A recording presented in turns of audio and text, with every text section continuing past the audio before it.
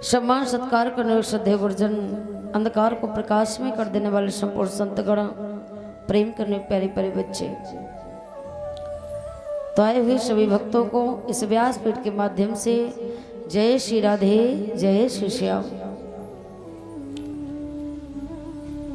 तो आइए सर्वप्रथम नियमानुसार अपने अपने हृदय में भगवान वाक्य बिहारी लाल को बिठाएं।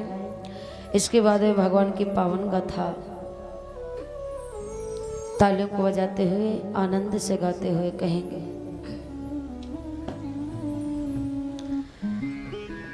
कि लाडली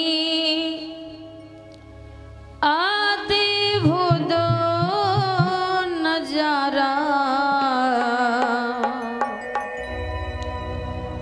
तेरे बरसाने में है, तेरे बरसाने में प्यारी, तेरे बरसाने में है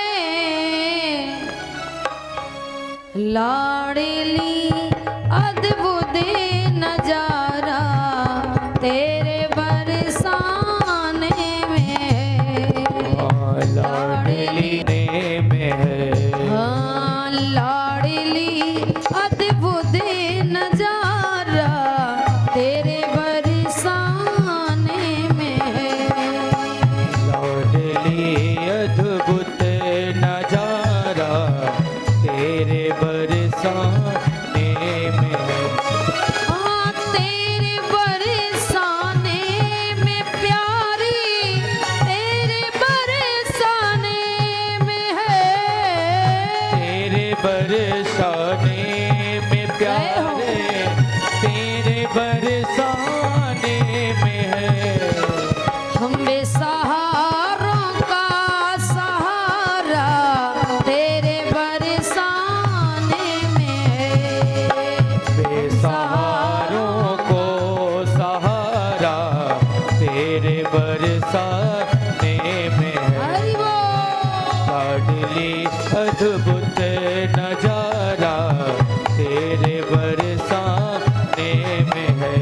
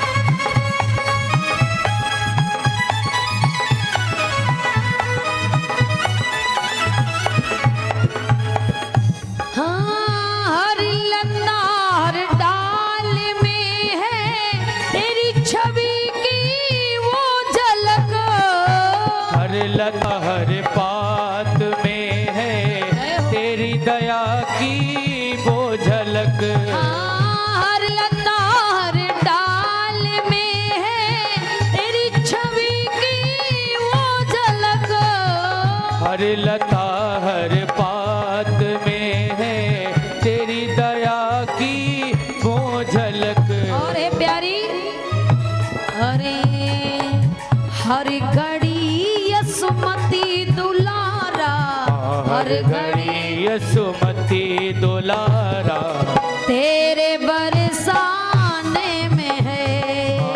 हर घड़ी यसुमती दुलारा तेरे बरसाने में है।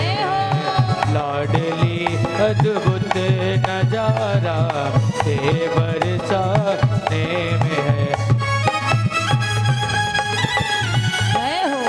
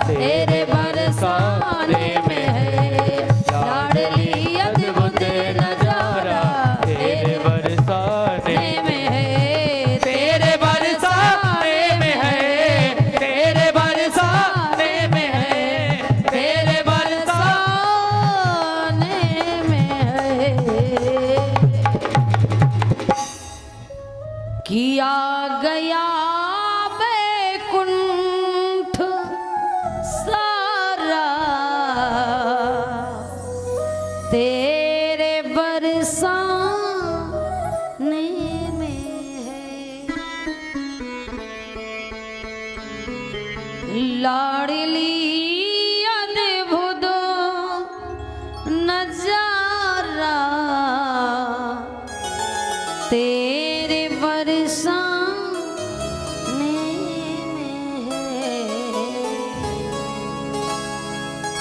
भोली राधे रानी सरकार की जय हो, भोली कन्हैया लाल की जय हो। प्रेम से बाल बोलिया जाए क्या? राधे राधे। तो आज सभी भक्तों को विदित जैसा कि है कि भगवान की पावन और अमृतमयी कथा को कहते और सुनते हुए आज कथा का कौन सा दिवस आ गया? तृतीय दिवस। 7 दिन का अवकाश मिला है, उसमें से आज तीसरा दिवस आ गया। 2 दिन चले गए, तीसरा दिन आ गया। पता चला क्या? ऐसे ही 7 दिन चले जाएंगे पर पता नहीं चलेगा। क्यों? क्योंकि भगवान की जहां पर कथा होती वहां क्या होता है? आनंद। क्या होता है? और जहां आनंद है वहां पर भगवान परमानंद रहता है। अगर इतना समय हम लोगों से कहा जाए कि दुख दर्द में बिताओ तो नहीं काटे कटेगा महाराज। हल्का से को कम करिए महाराज। इतना समय दुख दर्द में अगर काटना पड़ जाए तो बड़ा मुश्किल पड़ जाएगा। और यहाँ बैठ करके 2 घंटे 3 घंटे भगवान की कथा को सुनते हैं पर हमारा मन नहीं भरता। यही भगवान की कृपा है, यही भगवान के नाम की महिमा है। तो आज पावन कथा को चलते हुए तृतीय दिवस में हम सभी भक्त प्रवेश कर रहे हैं। बड़े सौभाग्य से ये समय हमें मिला है। कहते जन्म जन्मांतर के जब पुण्य उदय हो जाते हैं तब हमें ये पावन अवसर प्रदान होता है। और अगर हमारे जीवन को ऐसा समय निरंतर मिलता जाए तो व्यर्थ मत गंवाना चाहिए। क्यों? बड़ी मुश्किलों से मिला है, यही भगवान की कृपा है। संसार में मानव जीवन प्राप्त करने के बाद अगर ऐसा अवसर मिले तो इस अवसर को, इस समय को भगवान की असीम कृपा समझ करके मानिए। लेकिन संसार में तो महाराज कृपा तभी मानेंगे, वो सोचते भगवान हमें इकट्ठा 2-3 लाख रुपए हाथों में रख जाए तब हम जाने की कृपा है। ऐसे कृपा नहीं समझते।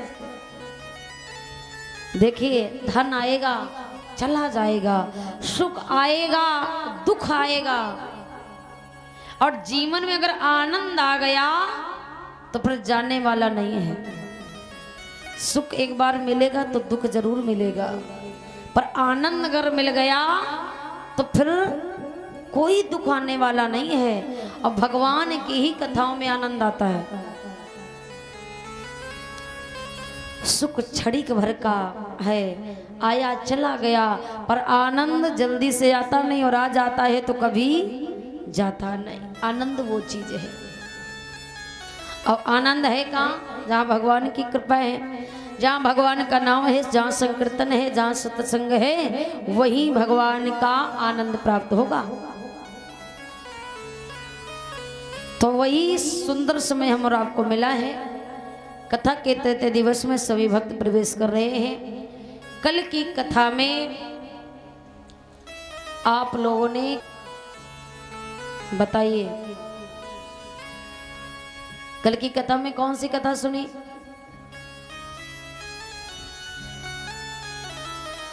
यहां जाने के बाद सब भूल जाते हैं।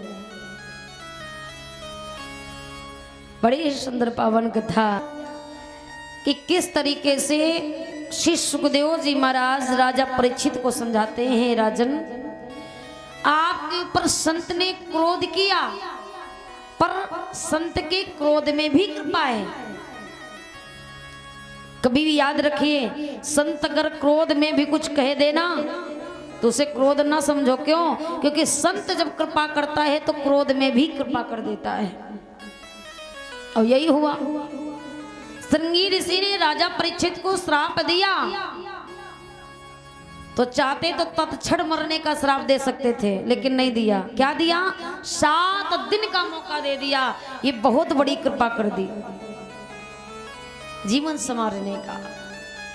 राजा परीक्षित को जब श्राप लगता है, सब छोड़ करके आ जाते हैं सुखदेव जी के भगवान के चरणों में, और सुखदेव जी व्यास आसन पर बैठ के राजा परीक्षित को पावन कथा समर्पण कराते हैं।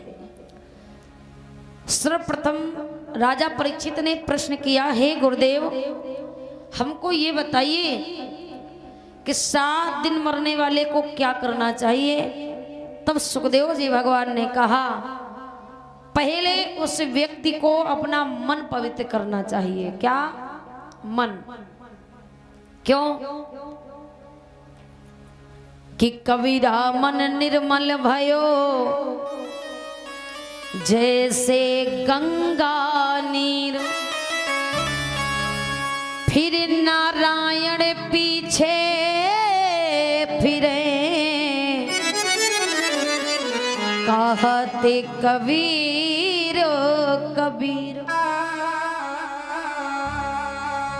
मन अगर निर्मल हो गया तो फिर नारायण पीछे फिरे, कहते कबीर कबीर। भगवान पीछे पीछे घूमते हैं कब? जब हमारा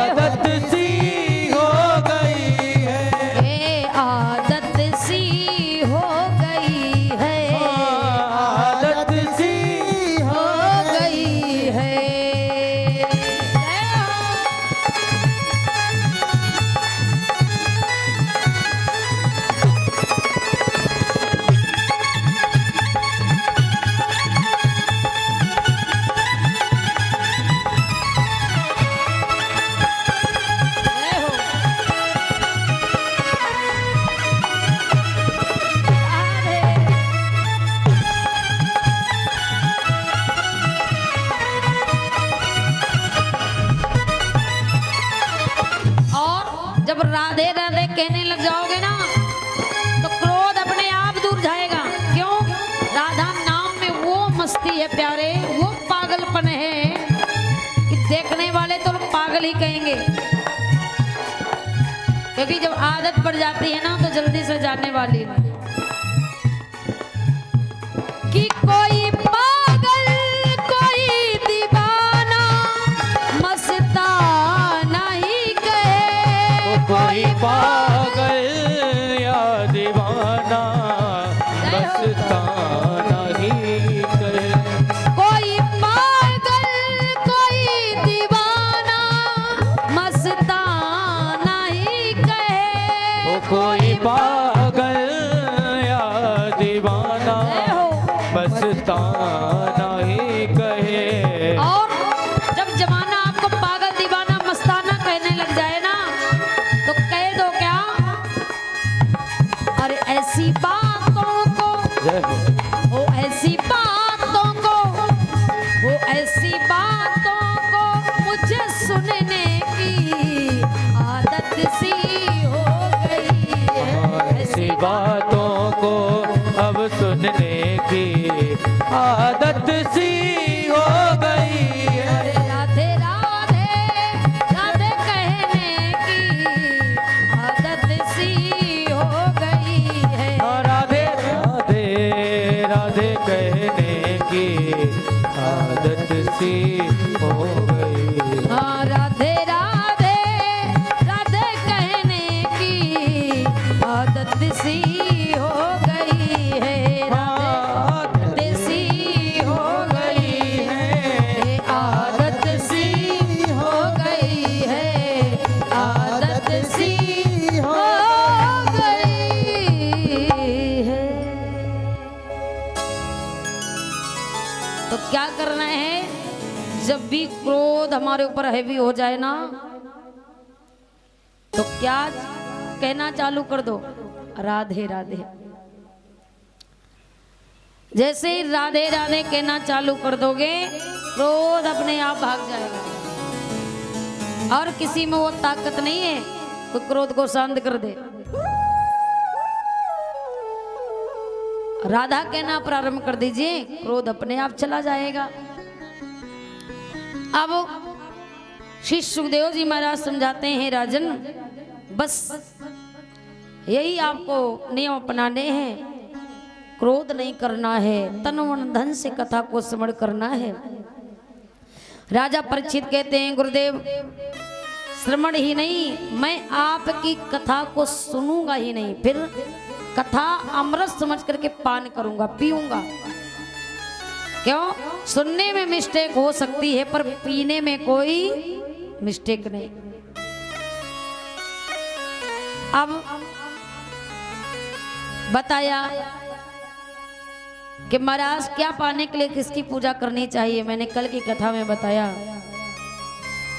अन्न की कामना हो तो अदिति मैया की, बल की कामना हो तो रुद्र भगवान की, सुंदर स्वरूप की कामना हो तो उर्वशी की, शरीर में तेज की कामना हो तो बृहस्पति भगवान की, ऐसे करके इंद्रियों में बल की कामना हो तो भोलेनाथ की। इस प्रकार बताया कि क्या पाने के लिए किसकी पूजा करें। इसके बाद राजा परीक्षित ने प्रश्न किया, गुरुदेव बताइए ये सृष्टि की रचना कैसे हो गई, हम सब कहां से आए, संसार कैसे बना।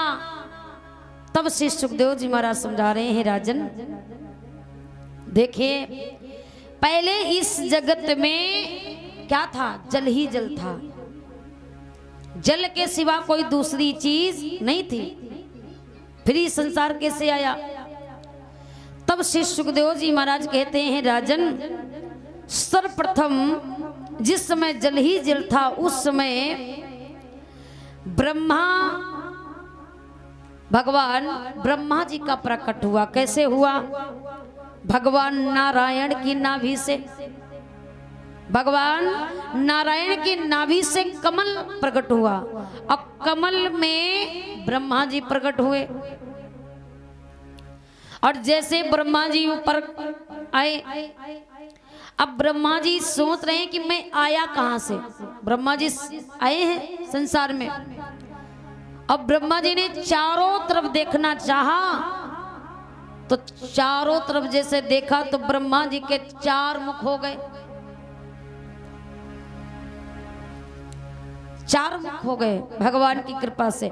अब क्या हुआ, ब्रह्मा जी ने देखा कि मैं आ तो गया पर आया कहां से। ब्रह्मा जी से नाभि की, आज कमल की नाभि को एक बार नहीं कईयों बार चक्कर लगाए, अपने आप को ढूंढना चाहा कि मैं कहां से उत्पन्न हुआ, कहां से आया, पर कोई पता नहीं पाया। उस कमल का कोई अंत नहीं पा पाया। तब एक देववाणी हुई, क्या? उसमें 2 शब्द सुनाई दिए ब्रह्मा जी को। कौन से? एक 16वां और 21वां 2 शब्द सुनाई दिए, ता और पा। अब ब्रह्मा जी कहते इसका मतलब, तो इसका मतलब है कि ता पा यानी तप करो, तब पता चलेगा आप कौन है। ब्रह्मा जी ने तप किया।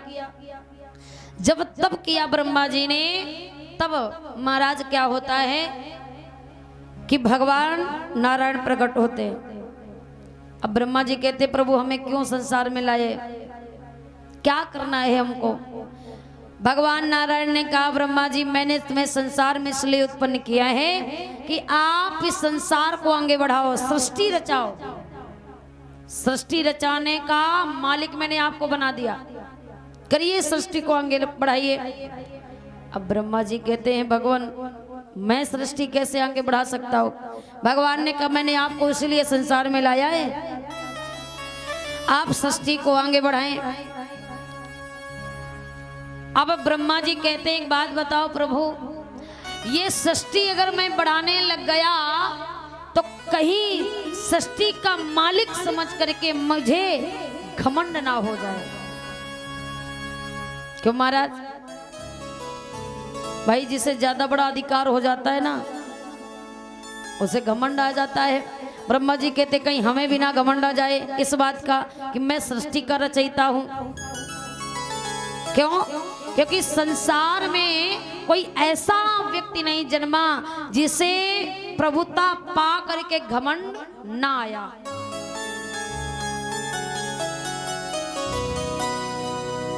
क्योंकि कहते हैं खुदा जब हुस्न देता है तो नजाकत आ ही जाती है।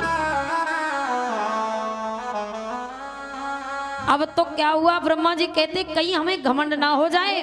क्यों? क्योंकि ये बात तो परम पूज्य गोस्वामी तुलसीदास जी भी लिखते हैं, चपाई में बड़ा सुंदर भाव दर्शाते हैं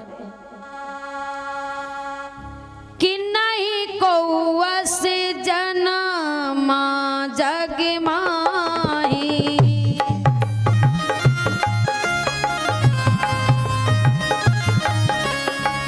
नहीं कौवस जनमा जग माही,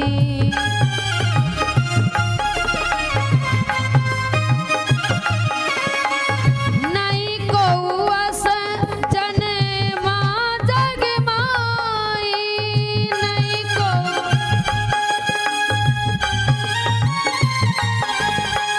प्रभुता पाए जाए मद नाही, प्रभुता पाए जाए मद माही।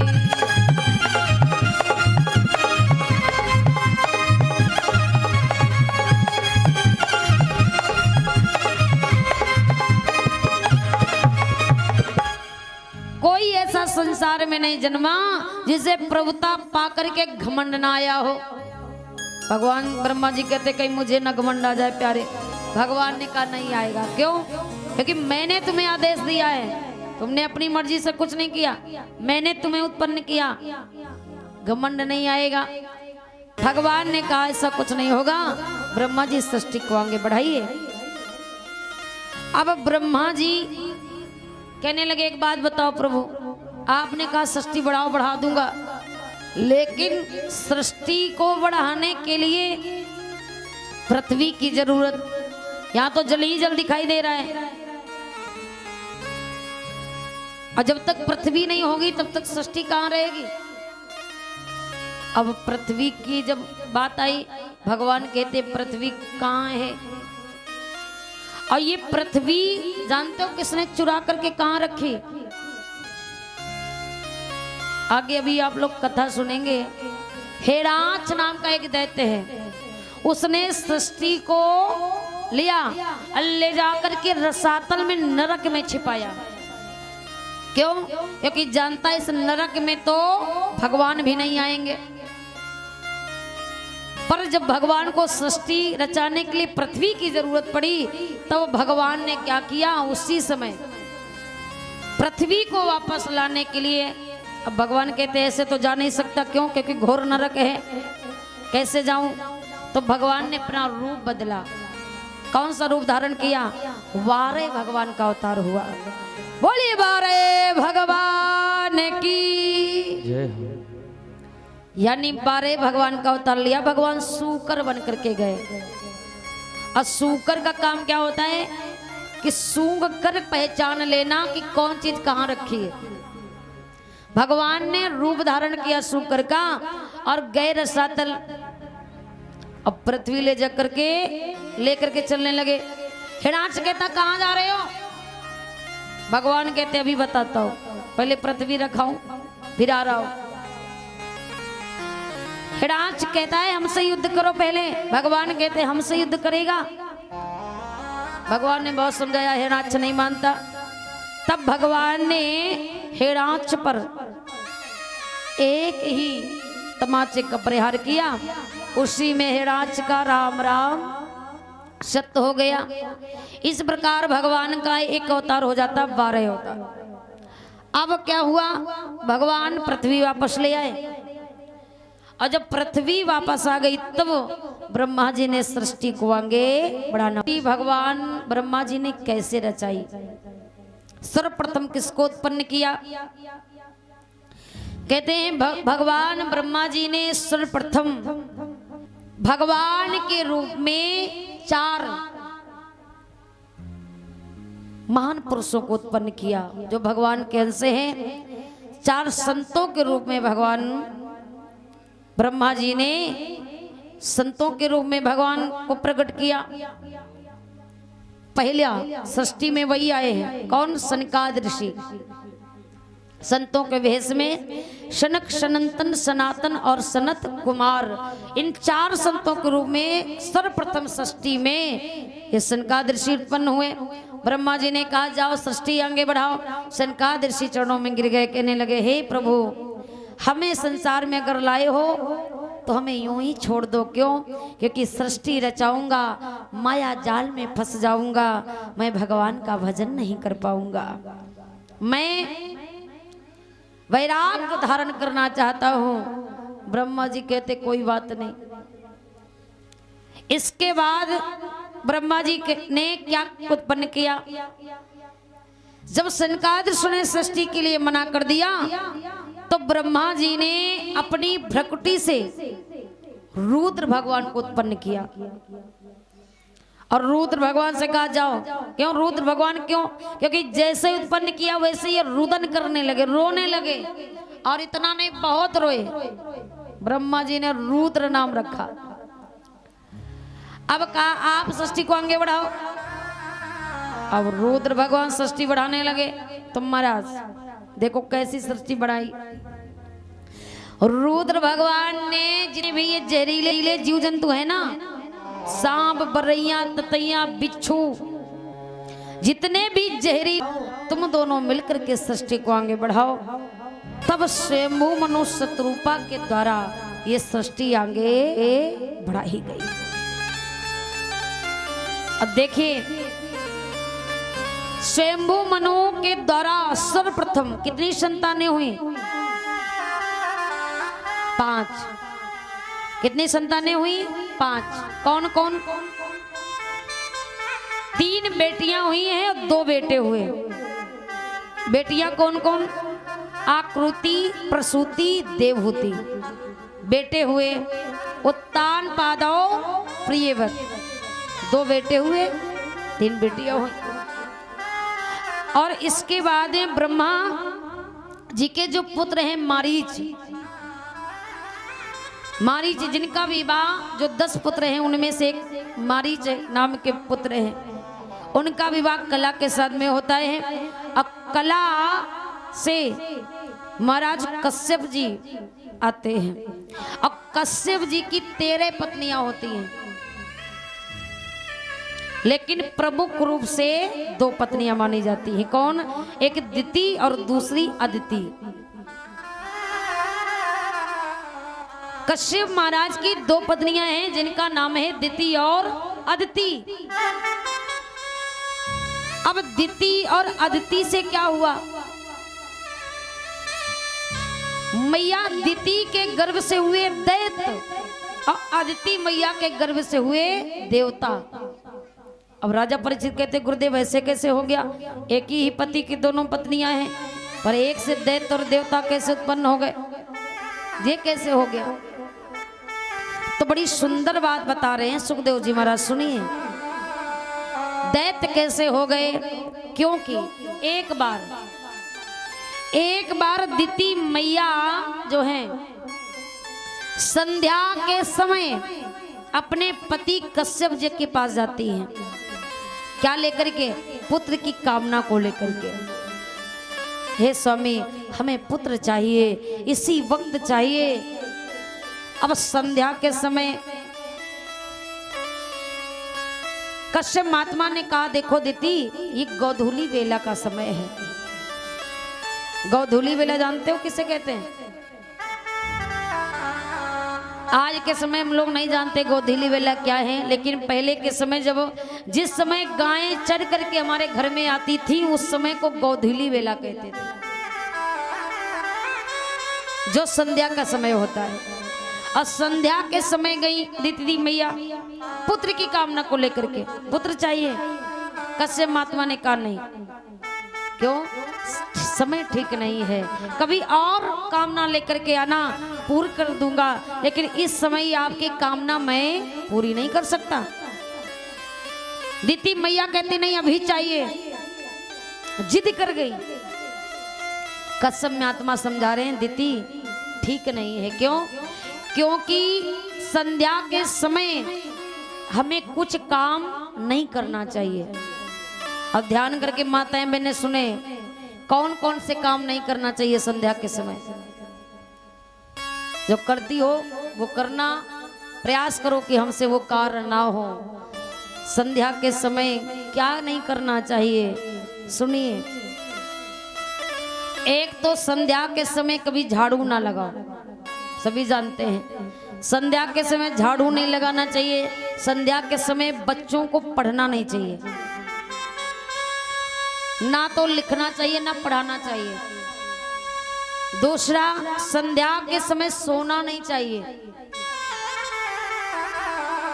क्योंकि कहते हैं संध्या के समय सोता है ना जो, वो मरे के समान होता है।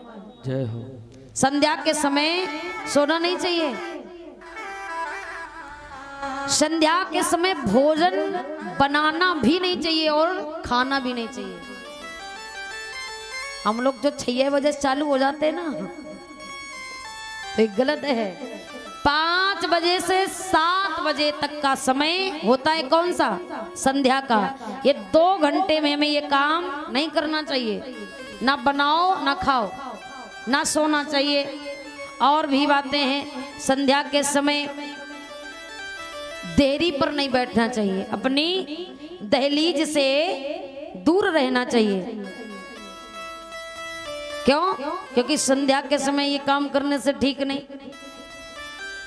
और तीसरा, संध्या के समय पर हमें महाराज लड़ाई झगड़ा नहीं करना चाहिए, है ना? गलत बात है। संध्या के दिन में लड़ लो, पर संध्या के समय लड़ाई झगड़ा ना करो, है ना? क्योंकि संध्या के समय मैया लक्ष्मी जी घूमती हैं घर घर। जिस घर में शांति होती उसी घर में प्रवेश करती हैं। अब पूछो कि संध्या के समय किया क्या जाए, तो सुनिए, संध्या के समय भगवान का भजन किया जाए। संध्या के समय अपने दहलीज पर दीपक जला करके रखा जाए। संध्या के समय पूरा परिवार मिलकर के भगवान का भजन किया जाए, यही कर्तव्य है। और सबसे गलत बात है, संध्या के समय संभोग नहीं करना चाहिए। ये सारी बातें बताई दीप्ति मैया को कि हे दीप्ति, ये गलत बात है, संध्या के समय संभोग करना हमारे लिए बिल्कुल पाप के समान है, नहीं कर सकता। पर दीप्ति मैया नहीं मानती है। अभी पुत्र की कामना है, और जब अभी पुत्र की कामना कर ली, अब तो महाराज क्या होता है,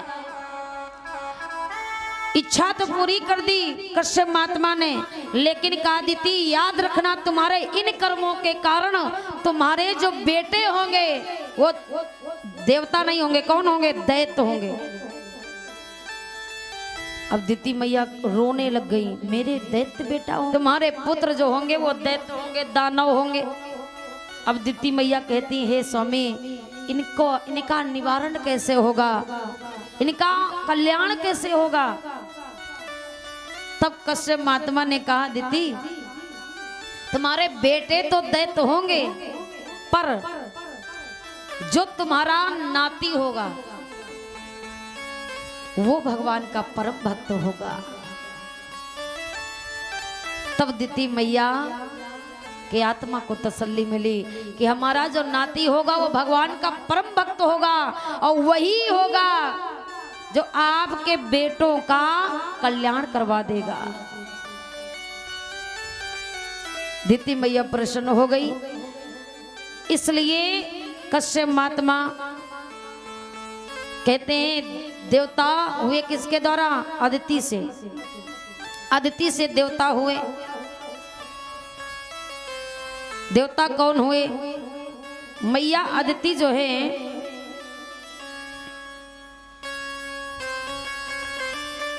महाराज,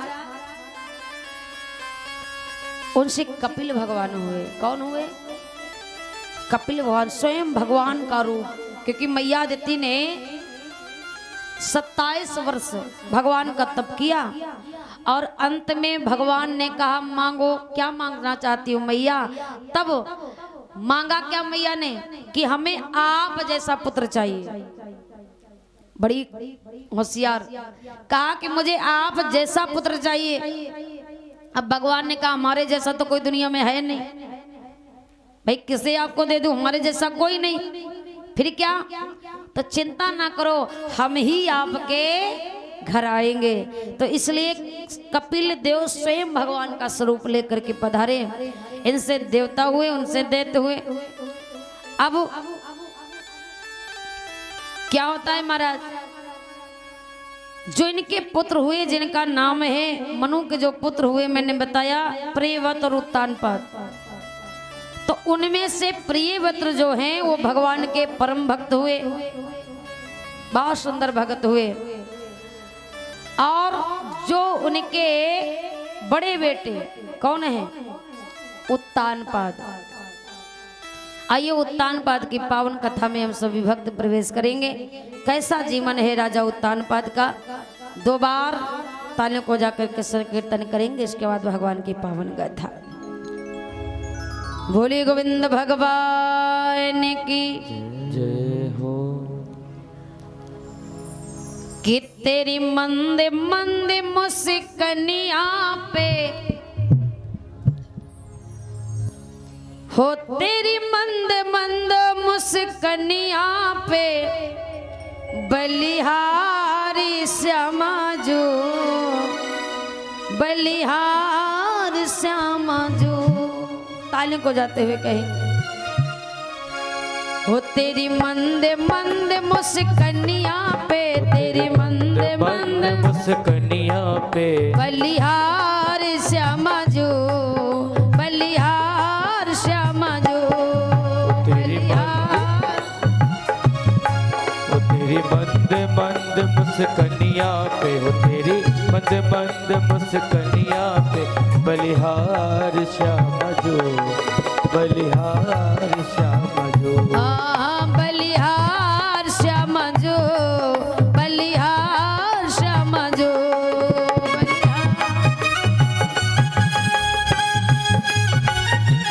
हरि बोल।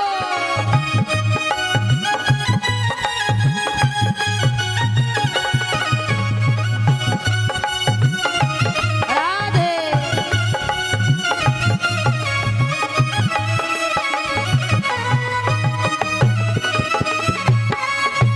जय हो।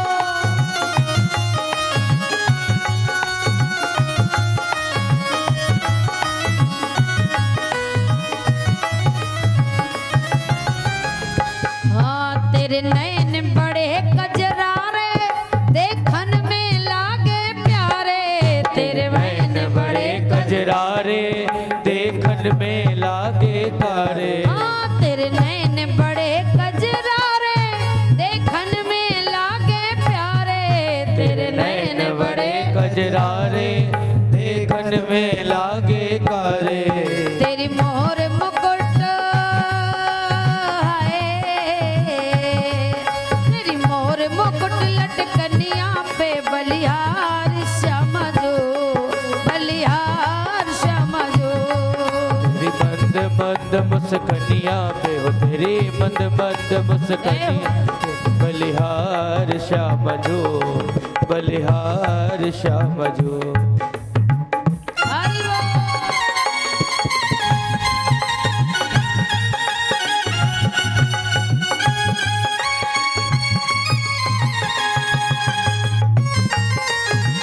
राधे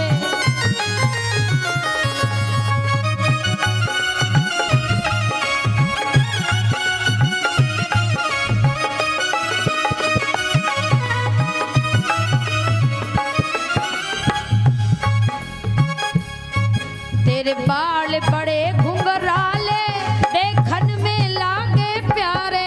तेरे बाल बड़े घुंघराले, देखन में लागे प्यारे। तेरे बाल बड़े घुंघराले, देखन में लागे प्यारे। तेरे बाल बड़े घुंघराले, देखन में लागे प्यारे। तेरी पायन की हाय, तेरी पायन की पैजबिया पे, तेरी मोर मुकुट लटकनिया पे बलिहार श्याम जो, बलिहार श्याम जो, बलिहार श्याम जो। तेरी मंद मंद मुस्कनिया पे, तेरी मंद मंद मुस्कनिया पे बलिहार श्याम जो, बलिहार श्याम जो। हाँ बलिहार श्याम जो, बलिहार श्याम जो। ओ बलिहार श्याम जो, बलिहार श्याम जो, बलिहार श्याम जो, बलिहार श्याम जो, बलिहार श्याम जो, बलिहार श्याम जो। बोलिए कन्हैया लाल की प्रेम से एक बार बोलना पड़ेगा, राधे राधे। राधे राधे। अब महाराज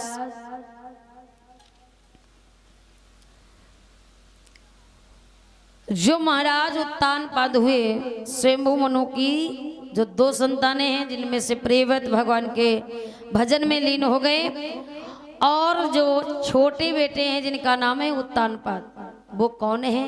एक राजा है, और राजा के साथ साथ बड़ा सुंदर स्वभाव है, और उससे कई ज्यादा जो उनकी पत्नी है महाराज, बड़ा सुंदर नाम है उनकी पत्नी जो है, जैसा नाम है वैसा ही उनका काम है।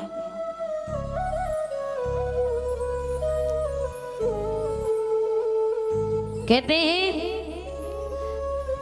कि जब षष्ठी का वर्णन करने लगे श्री सुखदेव जी महाराज, कहते हैं जो बेटे हुए और जो बेटियां 3 हुई, उनके विवाह कैसे हुए? 3 बेटियां हुई, आकृति, देवहूति, प्रसूति। 2 बेटे प्रियव्रत उत्तानपाद। तो बेटियां किससे ब्याही गई?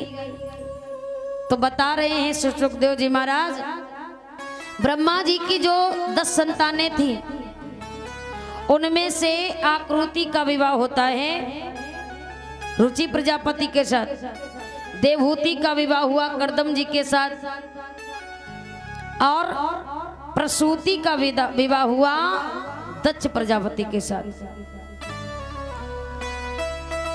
इस प्रकार जब विवाह हो गया तो महाराज ब्रह्मा जी के 9 पुत्रों के साथ जब कर्दम जी की 9 कन्याओं का विवाह किया गया, क्योंकि कर्दम जी की 9 पुत्रियां, 1 पुत्र, 9 कन्याओं का विवाह कर्दम जी के ब्रह्मा जी के 9 पुत्रों के साथ में हो गया। बेटियां ससुराल चली जाती हैं और कर्दम जी भगवान का भजन करने लग जाते हैं। इसके बाद देवहूति और कपिल देव बसते हैं।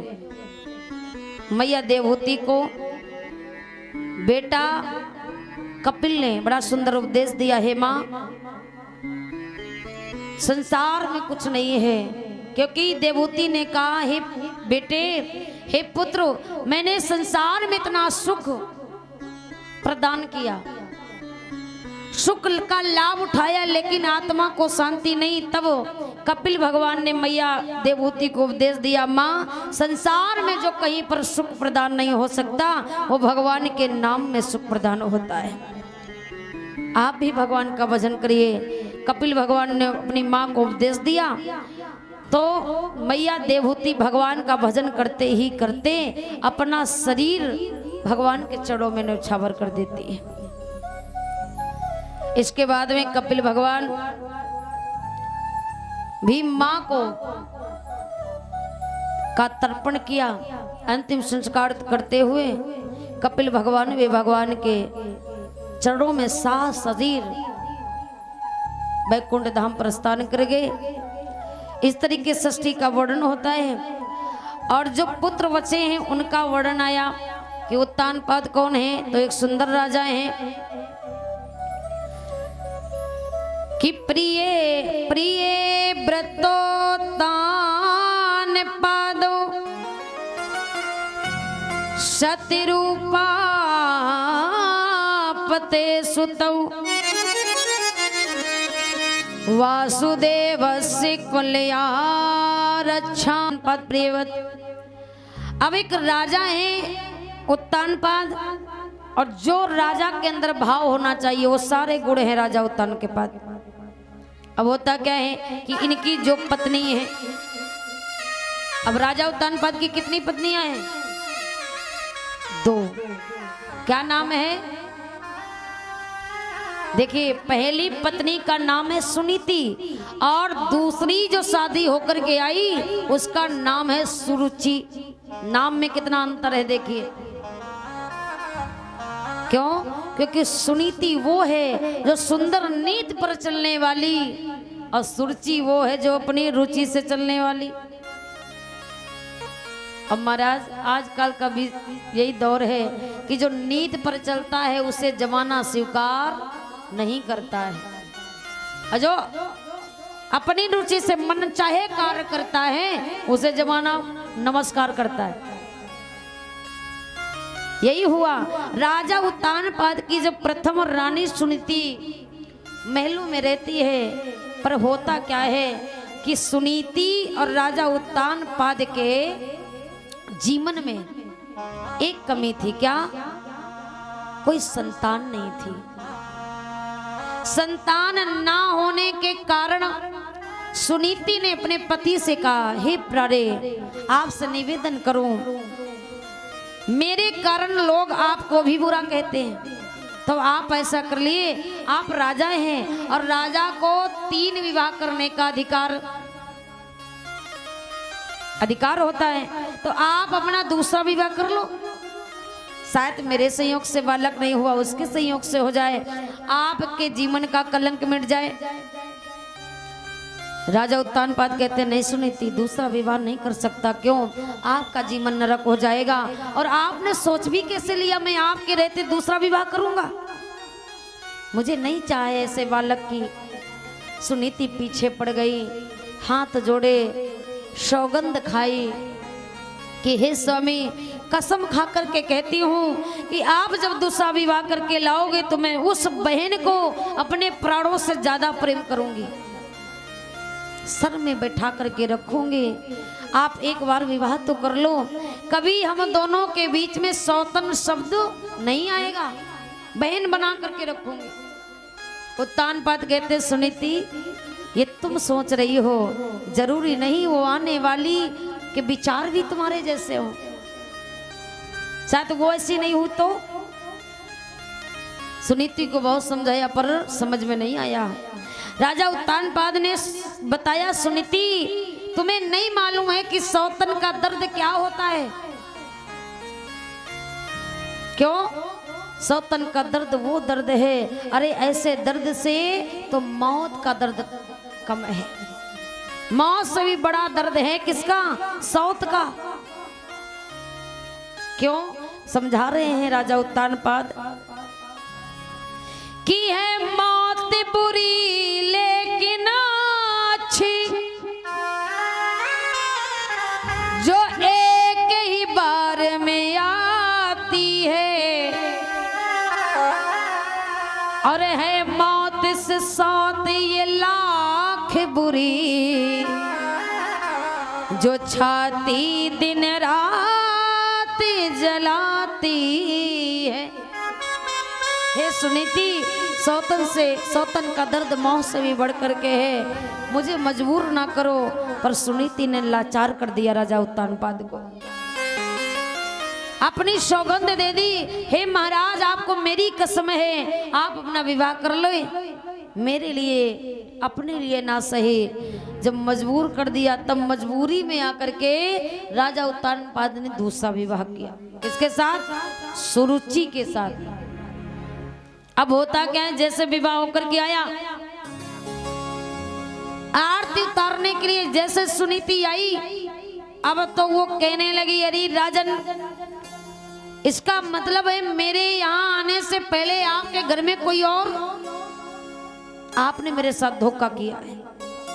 हे राजन, कान खोल करके सुन लो, जिस घर में मेरे आने से पहले एक रानी है, मैं उस घर में रहना तो दूर, मैं अपने कदम भी नहीं रखूंगी। आए जैसे ही महाराज ये बातें कहने लगी, सुनीति के हाथों से वारती की थाली छूटने लगी। क्यों? क्योंकि मैंने तो कुछ और सोच करके रखा था। ये क्या मैं देख रही हूँ? राजा उत्तानपाद सुन सब रहे हैं पर कहे कुछ नहीं पा रहे। क्यों? मजबूर है।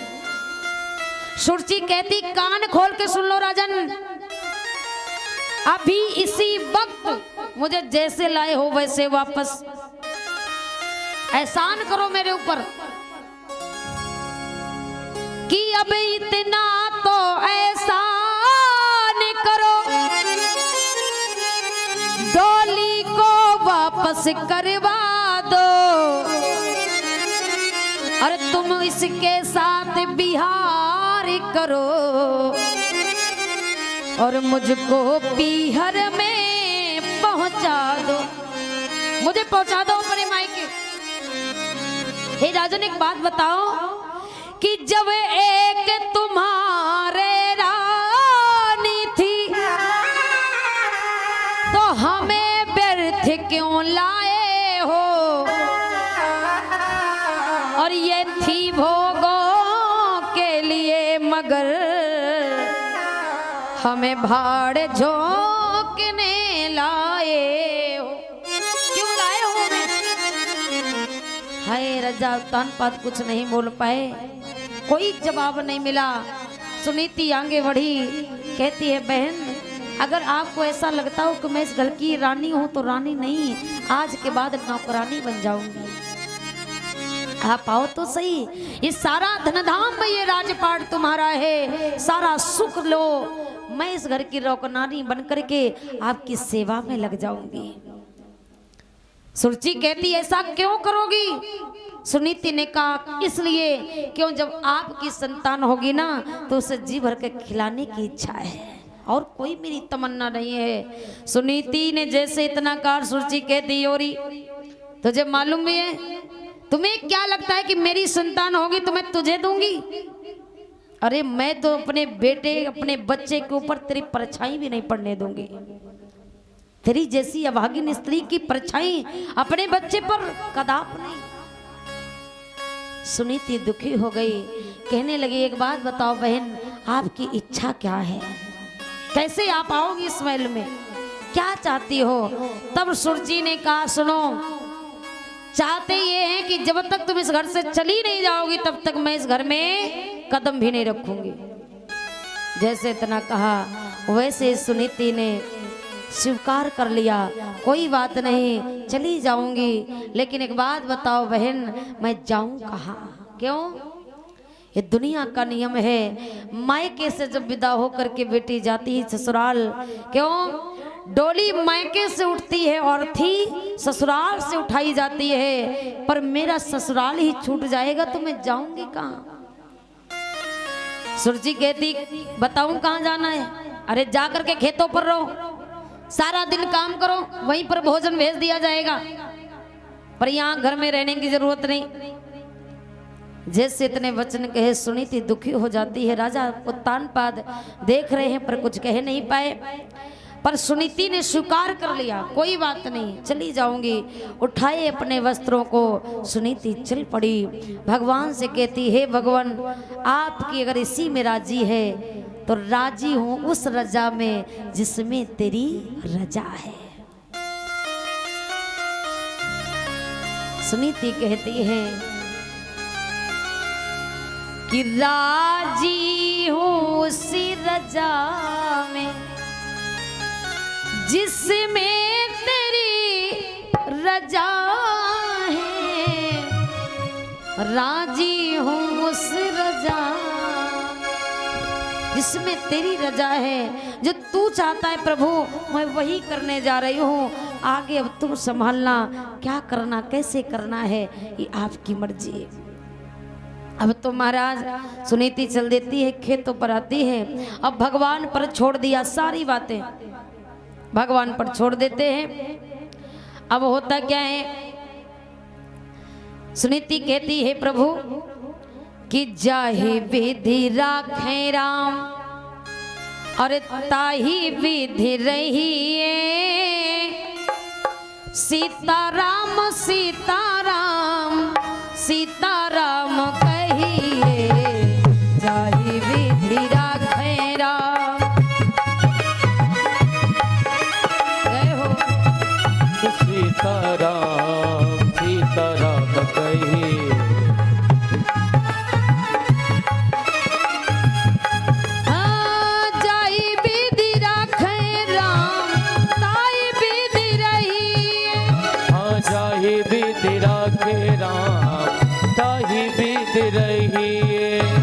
सीताराम सीताराम सीताराम कहिए, सीताराम सीताराम सीताराम कहिए। हाँ विधि का विधान जान हान लाभ सही है, विधि का विधान लाभ हान लाभ सही है, जाई विधि राख राम ताई विधि रहिए, सीताराम सीताराम सीताराम कहिए, जाई विधि राख राम ताई विधि रहिए, सीताराम सीताराम।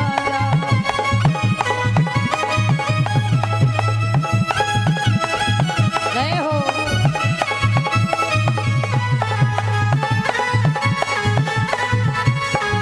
और कह रही हैं मुख में हो राम नाम, नाम से बहात में, हाँ मुख में हो राम राम राम से बहात में, तू अकेला नहीं प्यारे मैं हूँ तेरे साथ में, तू अकेला नहीं प्यारे मैं हूँ तेरे साथ। हाँ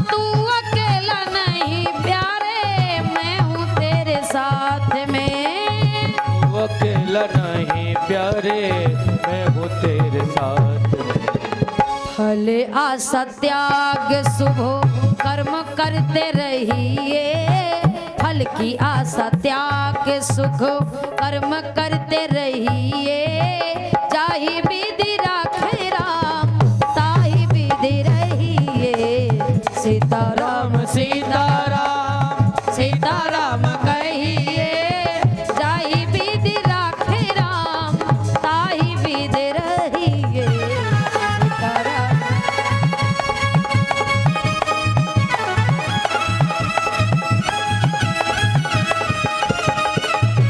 हरि बोल।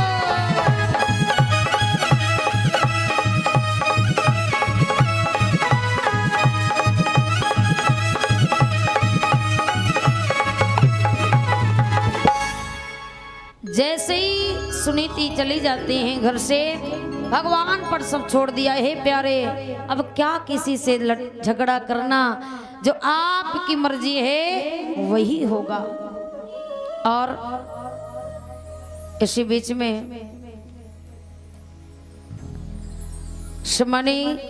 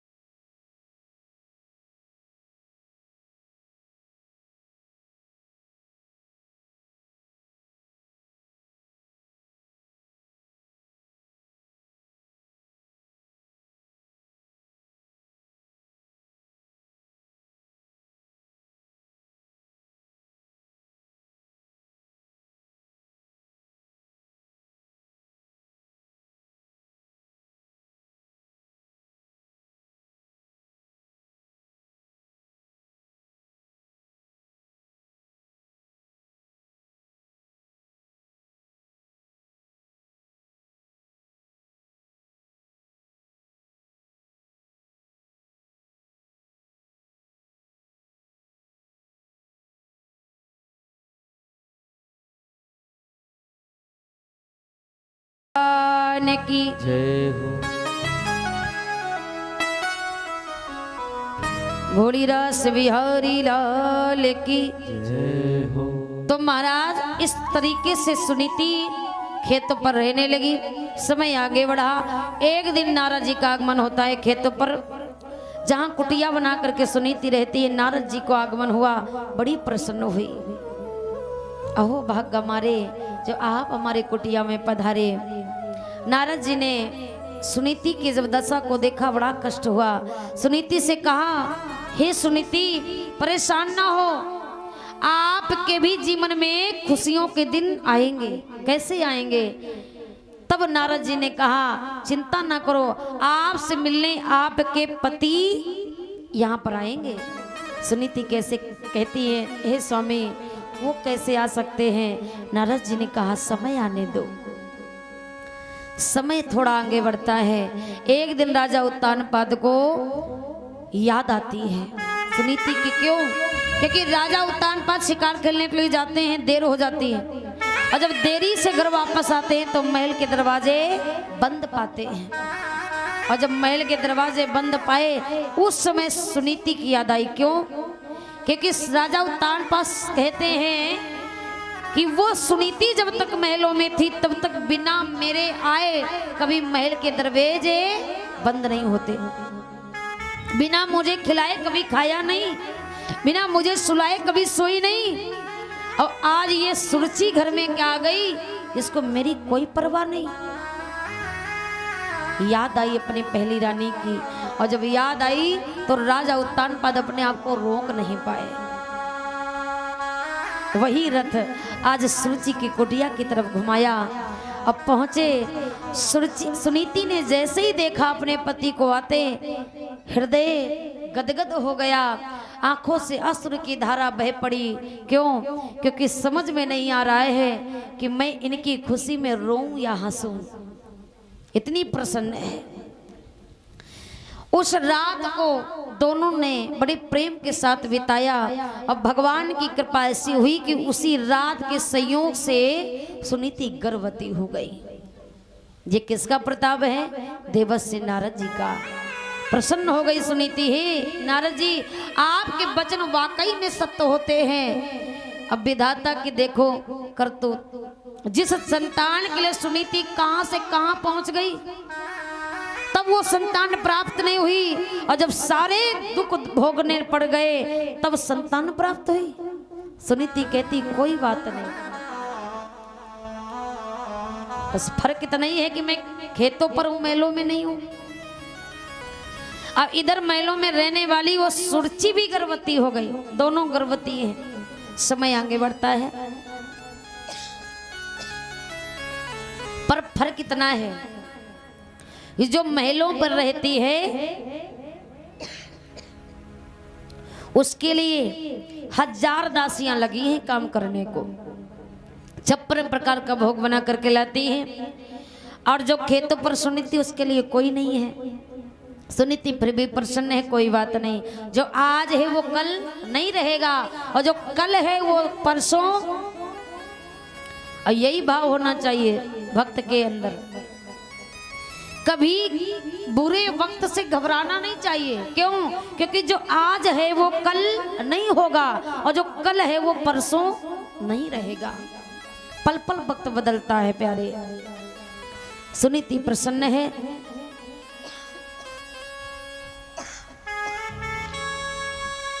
होता क्या है, समय आगे बढ़ा, जो खेतों पर रहने वाली सुनीति है उसके गर्भ से एक बालक ने जन्म लिया,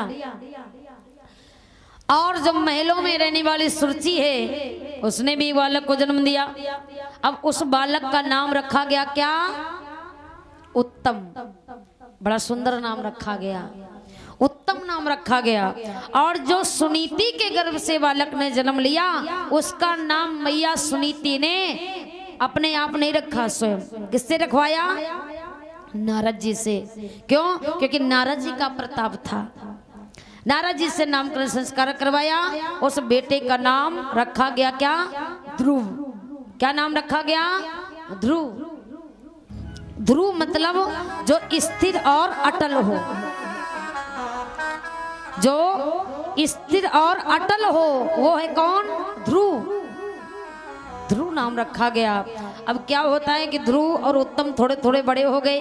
एक दिन ध्रुव के दिमाग में बात आई कि हमारे पिताजी हमारे साथ तो नहीं रहते हैं, कोई बात नहीं, ऐसा किया जाए अपने पिता से एक दिन मिल करके आया जाए। और ध्रुव पिता के मिलने की चाह लेकर के उत्तम के घर चले।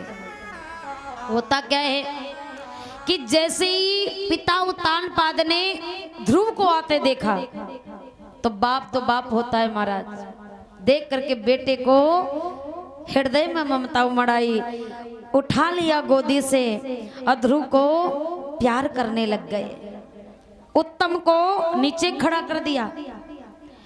इतनी बात जैसे वो जान पाई सुरुचि कि मेरे बेटे को नीचे खड़ा कर दिया, महाराज उत्तानपाद ने उस अभागिन के लाल को गोदी में बैठा रखा।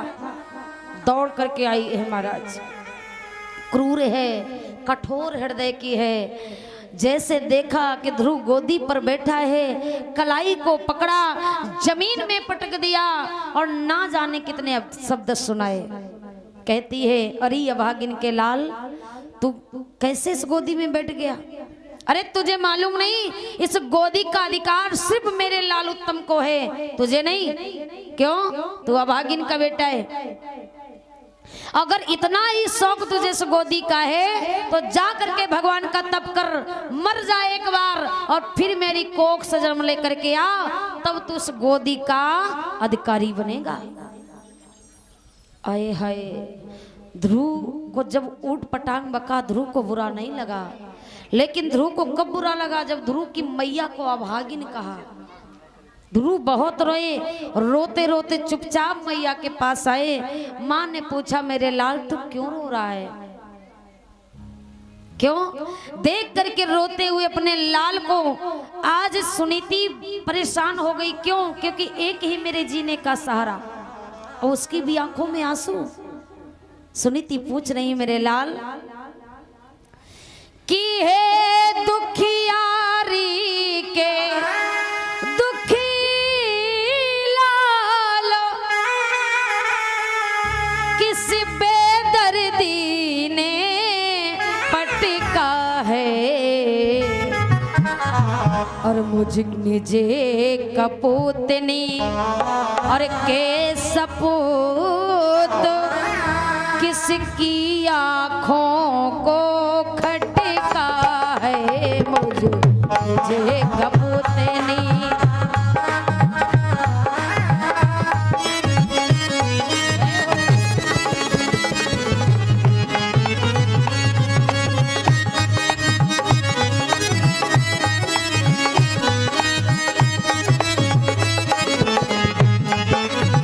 समझा रही है सुनीति मेरे लाल, किसी पे दिल ने तेरे दिल को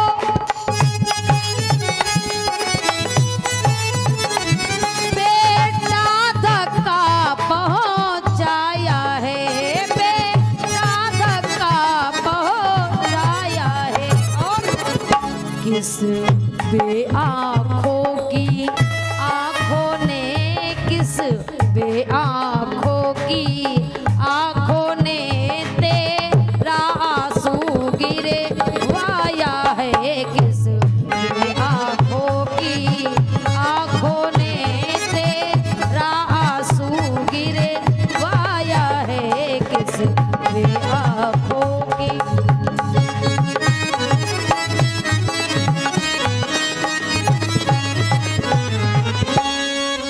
कहने लगी मेरे लाल, कौन से दिल ने तेरे दिल को धक्का पहुंचा दिया, क्यों रो रहा है? ध्रुव कहने लगे मैया मुझे ना वो मौसी, उस मौसी ने हमें मारा, और जैसे मौसी कहा सुनीति का क्रोध शांत हो गया। देखिए माँ हो तो सुनीति जैसी, चाहती तो गुस्सा कर सकती थी कि मेरे लाल को उसने क्यों मारा, क्या अधिकार है उसका, लेकिन सुनीति शांत हो गई। जैसे मौसी नाम लिया ध्रुव ने। अब सुनीति कहती और क्या क्या कहा? ध्रुव ने कहा देखो मैया उसने हमको कहा कि मैं इस गोदी में नहीं बैठ सकता, और ध्रुव ने कहा और मैया उसने हमें कहा कि मैं एक बार मर जाऊं और उसकी जन्म से कोख से जन्म लूं तब उस गोदी में बैठूंगा। सुनीति कहती बहुत अच्छा कहा, और क्या कहा? ध्रुव ने कहा मैया उन्होंने ना हमें इतना कहा, मारा भी हमें दुख नहीं हुआ, फिर दुख क्यों हुआ? ध्रुव कहने लगे फिर रो क्यों रहे हो? और मैया उन्होंने एक बात और कही, क्या? कि मैं जा करके भगवान का भजन करूं। अब मैया एक बात बताओ ये भगवान कौन है? और जैसे इतना कहा कि मौसी ने कहा कि भजन करूं भगवान का, सुनीति प्रसन्न हो गई, कहने लगी ओरे मेरे लाल देख कितनी सुंदर तेरी मौसी है, जो ज्ञान जो बात मैं तुझे नहीं बता पाई माँ होकर के वो बातें तुझे तेरी मौसी ने बता डाली। कितनी सुंदर तेरी मौसी है ना? मैंने तुझे नहीं समझा पाया कि तू भजन कर या भगवान का ध्यान कर, लेकिन तेरी मौसी ने तुझे कितना सुंदर ज्ञान दे दिया, तो फिर भी तू क्यों रो रहा है? इसमें रोने की क्या बात है, बहुत अच्छी बात है। अब ध्रुव कहते मैया कोई बात नहीं, हमें मारा पीटा इसलिए नहीं रो रहा हूँ, फिर किस लिए रो रहा हूँ? अरे मैया उसने ना तुम्हें अभागिन कहा, मैया तुम्हें अभागिन कहा ना, हमें बड़ा बुरा लगा। तब सुनीति ने कहा मेरे लाल तेरी मौसी सत्य कहती है, मैं अभागिन हूँ। जिसके सर से पति का साया उठ जाए, परिवार छूट जाए, राजपाट घरदार बिछड़ जाए, वो अभागिन ही तो है।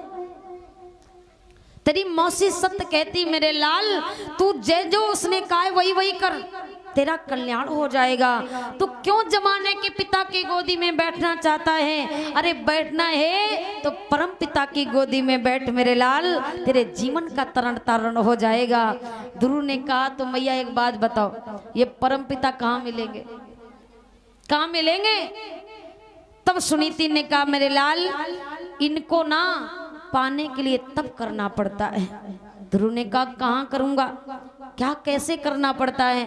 तब भगवान का तप करने के लिए सुनीति मैया ने कहा मेरे लाल अकेले में जाना पड़ता है, एकांत में जाकर के बन जाना पड़ता है। देखिए कहते हैं जो बन गया वो बन गया, जो बन गया वो बन गया, और जो बन नहीं गया वो बन नहीं पाया। श्री राम जी बन गए है ना। अब ध्रुव बन जा रहे हैं, जीवन तरण हो जाएगा। ध्रुव कहने लगे मैया कैसे जाऊं? मैया ने कहा जाओ तब करना पड़ेगा, लेकिन मेरे लाल तुम अभी छोटे हो, मत जाओ, बड़े हो जाना तब जाना। ध्रुव कहते नहीं मैया, अब तो जब तक परम पिता की गोदी नहीं बैठ जाऊंगा तब तक मैं भोजन पानी करने वाला नहीं। ध्रुव ने जिद कर ली। 5 वर्ष की उम्र है ध्रुव की। चल पड़े ध्रुव।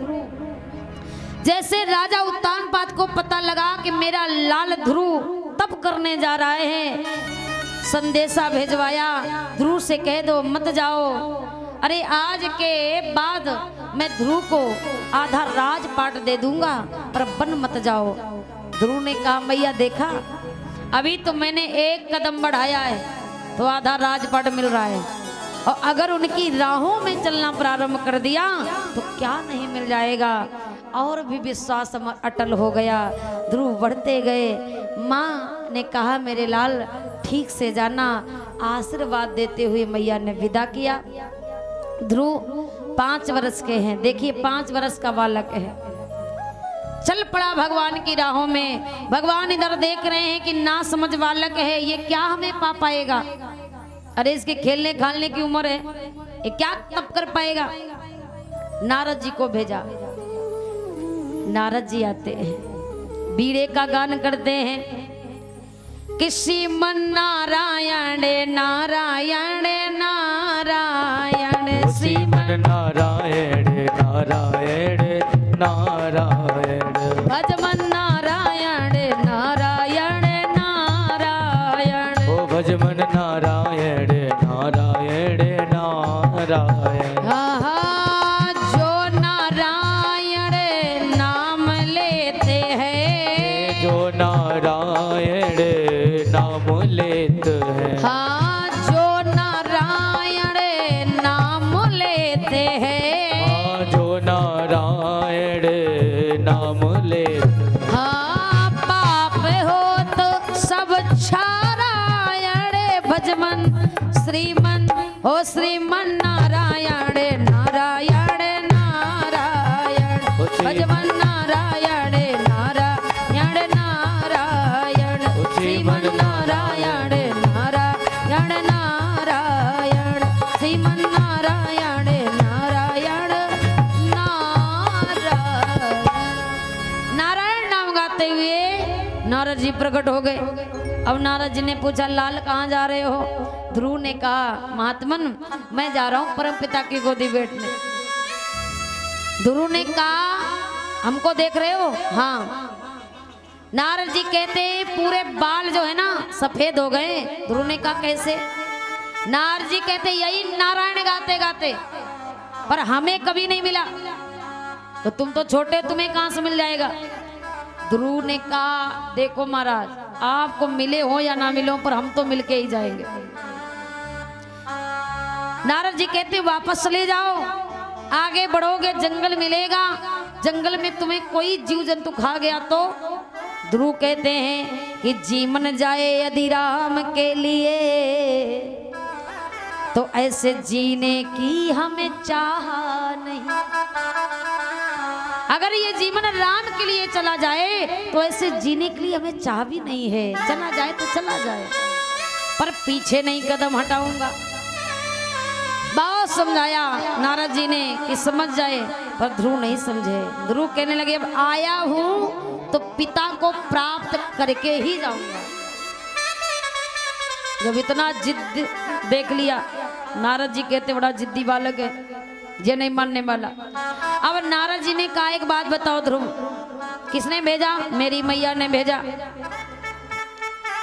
नारद जी कहते हैं ध्रुव एक बात बताओ, तुम भगवान को पाने तो जा रहे हो, लेकिन तुमने कोई गुरु किया? और जैसे गुरु की बात की, अब ध्रुव क्या जाने कि गुरु क्या होता है। ध्रुव कहने लगे महाराज जी गुरु कौन सी चीज है? नारद जी कहने लगे मेरे लाल ये गुरु तुम नहीं जानते तो भगवान कैसे मिलेंगे तुम्हें? क्यों? क्योंकि ये गुरु क्या है, देखिए सुनिए, ये गुरु क्या चीज है।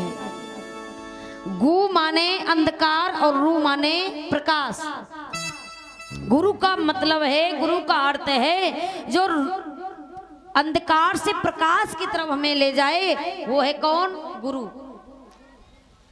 लेकिन महाराज उस समय के गुरु श्रेष्ठ होते थे। कहते हैं कि गुरु वही है जो हमें भगवान से मिला दे, और गुरु वो नहीं है जो संसार से मिला दे।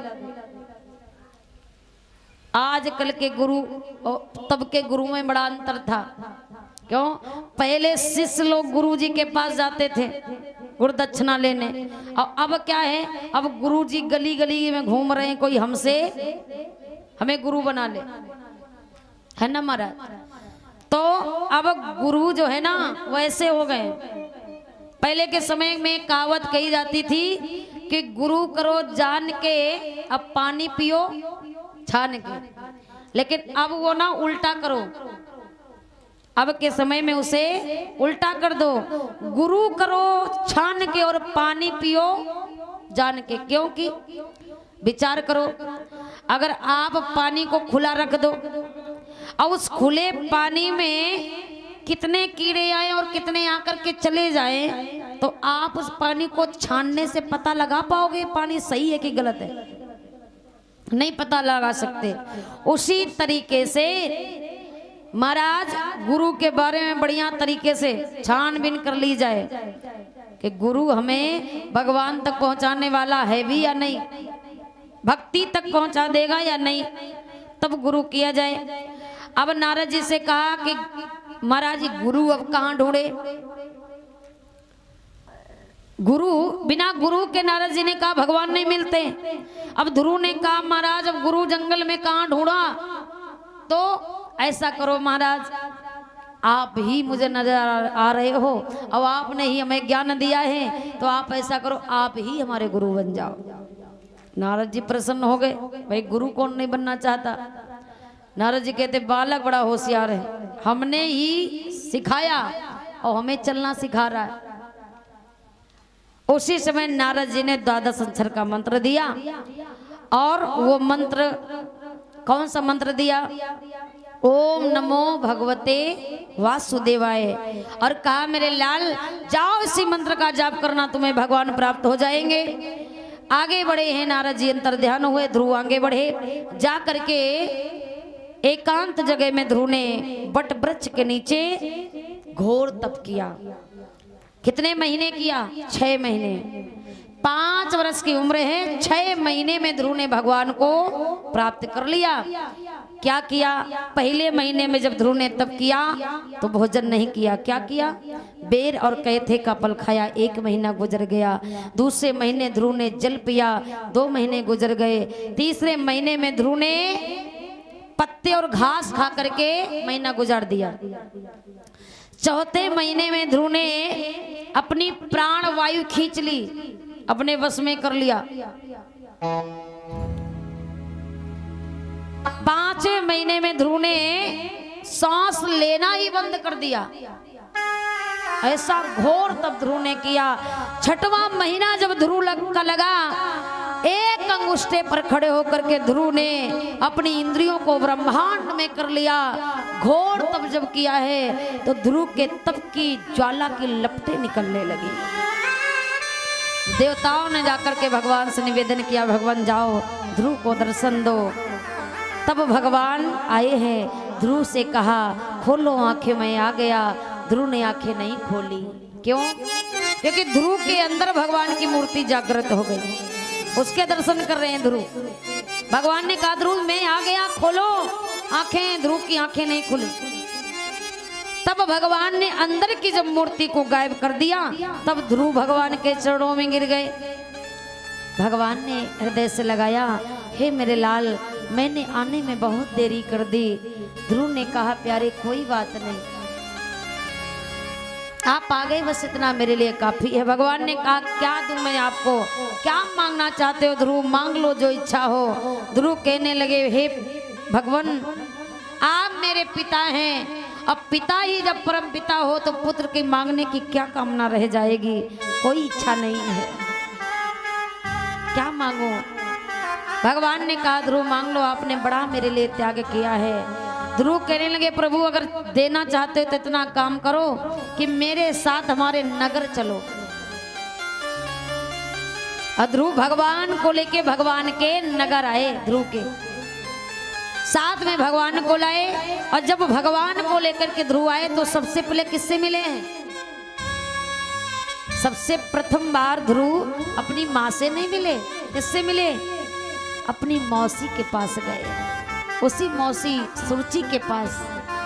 सुरुचि ने जैसे देखा कि ध्रुव के साथ भगवान आ रहे हैं, दरवाजे बंद कर लिए, आंखों में अश्रु की धारा बह पड़ी। क्यों? क्योंकि जिस बालक को मैंने इतने कठोर वचन कहे, आज उसके साथ भगवान आ रहे हैं। कौन चेहरा लेकर के उसके सामने जाऊं, कौन निगाहों से नजरें मिलाऊं, समझ में नहीं आ रहा है सुरुचि के। ध्रुव कहने लगा, मौसी दरवाजा क्यों बंद कर रही है? अरे खोलो ना, देखो अपने साथ में किसे लाया, दर्शन करो। सुरुचि कहती है, ध्रुव चेहरा नहीं है तुम्हारे सामने आने के लिए, कैसे मेरी हिम्मत नहीं पड़ रही है। ध्रुव ने कहा, माँ कोई अफसोस ना करो। क्यों? अरे तू अगर ना होती तो भगवान नहीं होते।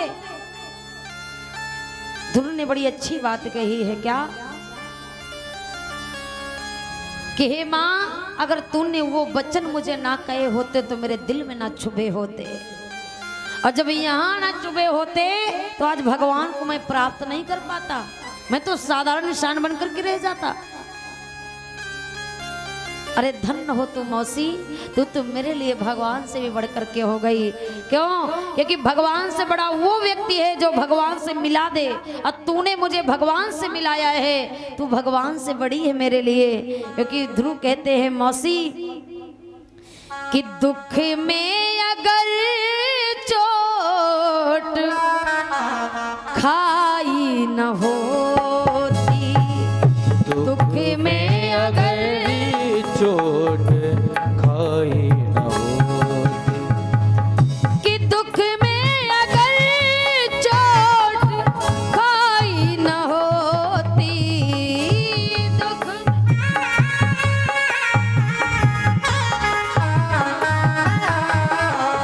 तो हमको प्रभु की याद आई न होती, तो हमको प्रभु की याद आई न होती। जय हो।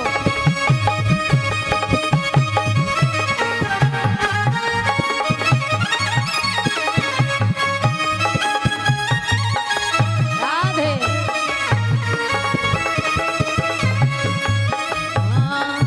मिलते न हमें कोई मोहन मुरारी,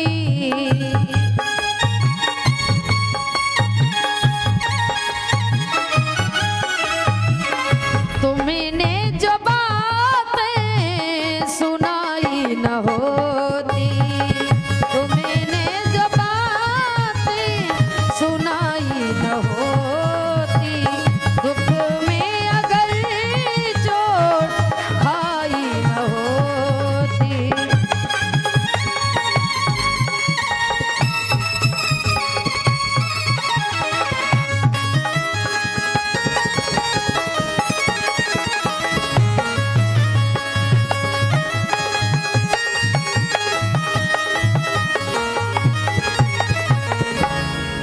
जब ये बात ध्रुव ने कहा, मौसी निकल के भगवान के दर्शन हुए। ध्रुव ने सभी को, नगरवासियों को भगवान के दर्शन करवाए, अपने पिता को दर्शन करवाए, अपने भाई उत्तम को भगवान के दर्शन करवाते हैं। सारे नगर को आह्लादित कर देते हैं भगवान, सभी को दर्शन देते हुए। बाद में ध्रुव अपनी मैया के पास जाते हैं, सुनीति के पास, और भगवान से कहा, हे प्रभु, मैं आपसे यही चाहता हूँ कि जब जब जन्म लेकर के धरा पर आऊं, तब तक यही माँ मिले, यही मौसी मिले, यही पिता मिले, यही परिवार मिले। भगवान ने कहा, जरूर ध्रुव, अब मेरी तरफ से एक आशीर्वाद ये है कि जब तक सूरज चांद रहेगा तब तक तेरा नाम रहेगा ध्रुव। और आशीर्वाद देते हुए भगवान वहां से अंतर्ध्यान होते हैं। और ध्रुव धीरे धीरे, उत्तम ने पहले राज संभाला, इसके बाद में उत्तम को क्या हुआ कि यक्षों ने उत्तम का वध कर दिया। ध्रुव को क्रोध आया। ध्रुव जब क्रोध में आकर के युद्ध करने लगे, तब मनु भगवान ने ध्रुव को उपदेश दिया, ध्रुव, आपने भगवान को तो जीत लिया, पर अपने क्रोध को आप जीत नहीं पाए। तब उपदेश दिया है कि जाओ ध्रुव, भगवान की भक्ति करो, और जब भक्ति करोगे तब तुम क्रोध को जीत पाओगे, क्योंकि क्रोध को जीतना बहुत कठिन है। तब वृंदावन जाकर के पहले ध्रुव ने 36 वर्ष तक राज्य भोगा। इसके बाद में भगवान वृंदावन धाम में जाकर के ध्रुव ने भगवान का तप किया। ध्रुव सात शरीर मृत्यु देवी पर सीढ़ी लगा करके ध्रुव सात शरीर पहुंचे कहाँ? वैकुंठ धाम को, गोलोक धाम प्रस्थान कर गए। बोली भक्त और भगवान की, बोली कन्हैया लाल की। तो ध्रुव ने 5 वर्ष की उम्र में भगवान को 6 महीने में प्राप्त कर लिया। अब आजकल के 5 वर्ष के बच्चों से पूछा जाए कि राम के पिता का नाम क्या था तो नहीं जानते होंगे, पर वो ध्रुव 5 वर्ष के थे। अब 5 वर्ष की उम्र में 6 महीने में ही तप किया, भगवान को प्राप्त कर लिया। तो इसलिए कहते हैं महाराज, बालक हो तो ध्रुव प्रहलाद जैसे। लेकिन आजकल के समय में बड़ा मुश्किल है, दुर्लभ है। आजकल के बच्चे ना सब लगता सीखे पड़े पैदा ही होते हैं, उन्हें कुछ समझाना ही नहीं पड़ता। धर्म के ज्ञान कम होगा, धर्म का ज्ञान ज्यादा होगा। इसीलिए कहते हैं अगर जीवन में बालक का सुख हमारे लिखा है तो एक बालक देगा, अगर जीवन में संतान का सुख नहीं है तो चाहे 10 क्यों ना कर लो, पर कोई फायदा। एक बालक हो, ध्रुव जैसा हो, तभी हमारे जीवन का कल्याण हो।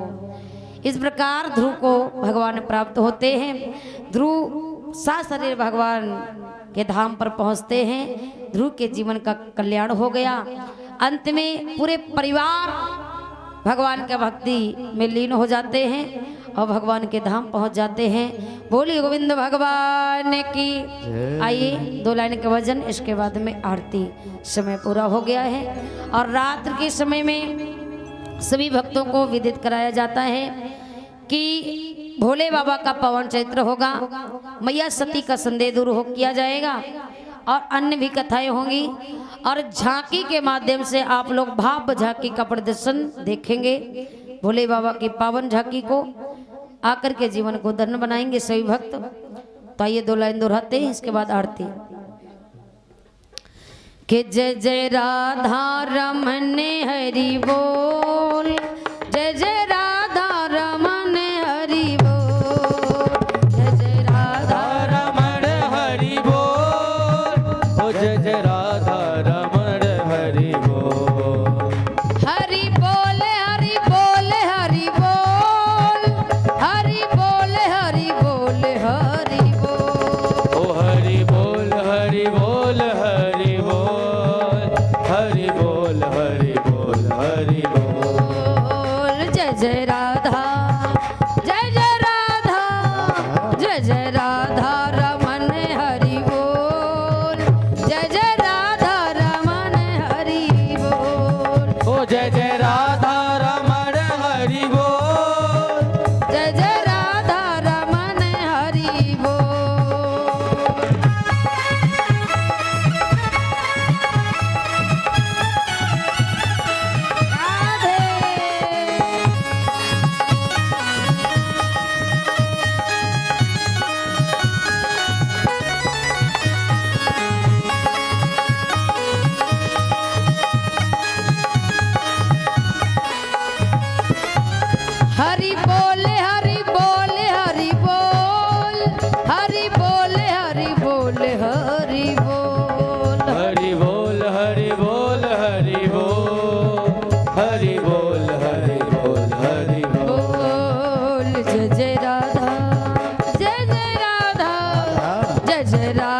रमन हरि बोल, जय जय राधा रमन हरि बोल, जय जय राधा रमण हरि बोल, जय जय राधा रमन हरि बोल, जय जय राधा रमन हरि बोल, जय जय राधा रमन हरि बोल, जय जय राधा रमन हरि बोल, जय जय राधा रमन हरि बोल, जय जय राधा रमन हरि बोल, जय जय राधा रमन हरि बोल, जय जय राधा रमन हरि बोल, जय जय राधा रमन हरि बोल, जय जय राधा रमन हरि बोल। बोले कन्हैया लाल की। सभी लोग अपने अपने जगह पर खड़े हो जाएं और आरती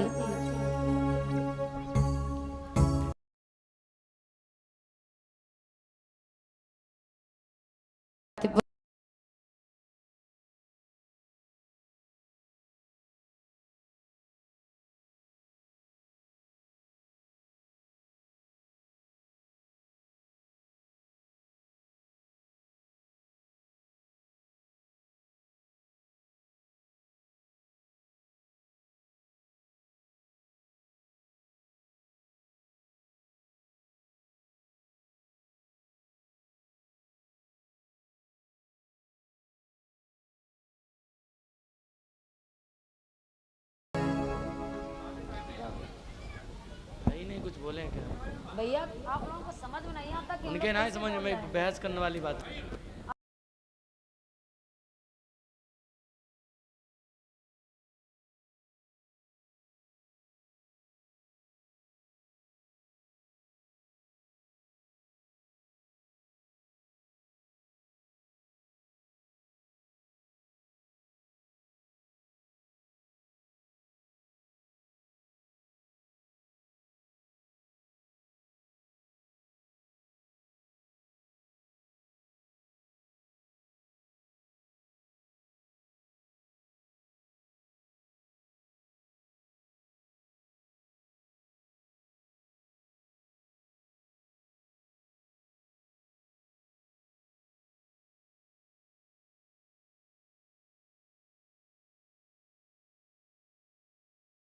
के बिहारी तेरी आरती गाऊं, के बिहारी तेरी आरती गाऊं, शिवा के बिहारी तेरी आरती गाऊं, के बिहारी तेरी आरती गाऊं, हाँ मोरे मुकुट तेरे शीश में सोहे, मोरे मुकुट तेरे शीस पे सोहे, प्यारी बंसी मेरा मन मोहे, ओ प्यारी बंसी मेरो मन मोहे, अरे देख छवि बल हरि जाऊं, हाँ देख छवि बल हारी में जाऊंगी रे